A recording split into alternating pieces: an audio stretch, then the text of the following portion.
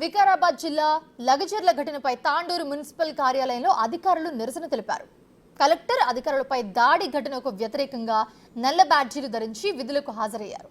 ఉద్యోగులపై దాడికి పాల్పడిన వారిపై చట్టపరమైన చర్యలు తీసుకోవాలని డిమాండ్ చేస్తున్నారు. వారంతా ఉద్యోగులు వాళ్ళు చేసే పనికి ఆటంకం కలిగిస్తే ఏవైతున్నాయో చట్టాల ప్రకారంగా వారిని వెంటనే శిక్షించాలి. మరి ఈరోజు ఉద్యోగులు భయపడే పరిస్థితి వాతావరణాన్ని కల్పించారు. ఇలాంటి సంఘటనలు మునుముందు జరగకుండా మరి పోలీసు యంత్రాంగం కానీ ఇంటెలిజెన్స్ వారు కానీ ముందుగానే పచ్చగడితే బాగుండేది.